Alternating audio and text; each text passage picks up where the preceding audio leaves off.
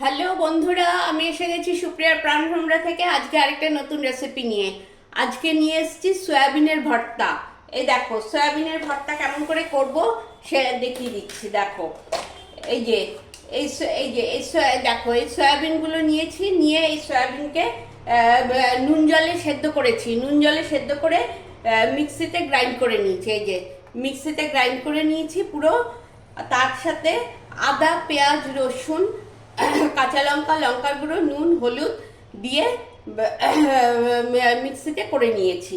এবার আমি কড়াইটা ধরিয়ে দেব। কড়াইটা ধরিয়ে দিয়ে এই যে গ্যাসটা ধরিয়ে দিচ্ছি। গ্যাসটা ধরিয়ে আমি একটু তেল দিয়ে দিচ্ছি। এই দেখো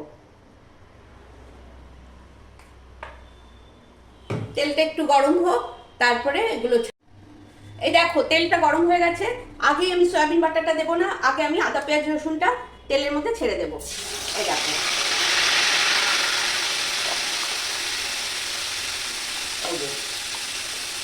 এবার এটা একটু কষিয়ে নেব।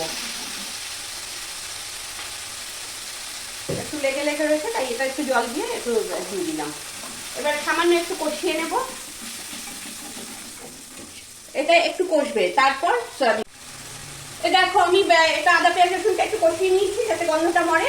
এইবার আমি সয়াবিনটা দিয়ে দিচ্ছি। এই দেখো সয়াবিনটা দিয়ে এইবার আমি সমানে নাড়বো। এটা দিয়ে না রেখে দেবে না, সমানে নাড়বে, তা নাহলে কিন্তু কড়াইতে সেটে যাবে, বুঝেছো? এটা সমানে নাড়তে থাকবে, এভাবে সমানে নাড়বে। একটু গরম। এই দেখো আমার হয়ে গেছে। এই যে আমার মারা বলতো যে নাড়ু পাক দিলে যেরকম হয় কড়াই ছেড়ে আসে, সেরকম হলে তাহলেই ভর্তা হয়। এই দেখো আমার কিন্তু সেরকম হয়ে গেছে, দেখেছো? এই যে হয়ে গেছে। এবার আমি তোমাদের সামনে থেকে দেখাচ্ছি। দাঁড়াও, গ্যাসটা বন্ধ করে দিলাম। দাঁড়াও দেখাচ্ছি।